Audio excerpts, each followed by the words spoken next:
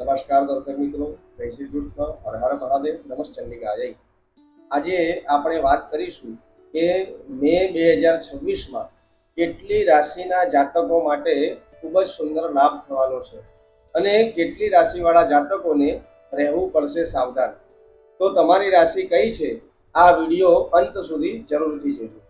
Video ચાલુ કરીએ તે પહેલાં જો તમે અમારા વિડીયોમાં નવા હોય તો વિડીયોને લાઈક કરજો, શેર કરજો અને સબસ્ક્રાઇબ કરવાનું ભૂલતા નહીં. સૌથી વધારે લાભ મેળવનારી રાશિ જાણીએ તો સૌ પહેલી રાશિ છે વૃષભ રાશિ. મે મહિનામાં તમારા માટે ખૂબ જ સુંદર અને ગોલ્ડન સમય તમારા માટે આવવા જઈ રહ્યો છે. ધંધામાં નફો, નવી તકો, પૈસા આવવાના યોગો મજબૂત બનતા હોય તેવું જણાય છે. જમીન મકાન સંબંધિત કામમાં સફળતા તમને મળી શકે તેમ છે. બીજી રાશિ છે સિંહ રાશિ. તમારી મહેનતનું ફળ અવશ્ય આ સમયની અંદર મળવા જઈ રહ્યું છે. નોકરીમાં પ્રમોશન કે નવી તકો પણ મળવાની સંભાવના જણાઈ રહી છે.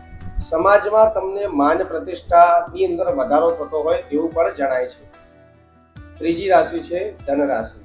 તો તમારું ભાગ્ય તમારું સાથ આપવા જઈ રહ્યું છે. વિદેશ અને નાના મોટા પ્રવાસોના યોગો પણ બની રહ્યા છે. અચાનક પૈસા તથા અચાનક ધન લાભ થવાની શક્યતાઓ પણ જણાઈ રહી છે. તો આ પ્રમાણે આ ત્રણ રાશિવાળા જાતકોને મે મહિનામાં ખૂબ જ સુંદર લાભ મળશે. અને હવે જાણીશું આ ત્રણ રાશિવાળા જાતકોને મે મહિનાની અંદર સાવધાન રહેવું પડશે.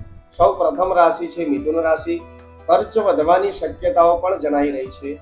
વાણી ઉપર નિયંત્રણ રાખો, નહીતર વિવાદો પણ થઈ શકે છે. વિવાદોમાં ફસાઈ પણ શકો છો. બીજી રાશિ છે કન્યા રાશિ. હેલ્થ અંગેની ખાસ ધ્યાન આપવું પડશે તથા કાર્યમાં વિલંબ અને માનસિક તણાવ આવવાની સંભાવના જણાઈ રહી છે. ત્રીજી રાશિ છે મકર રાશિ. કામમાં અવરોધ આવવાની શક્યતાઓ જણાય છે.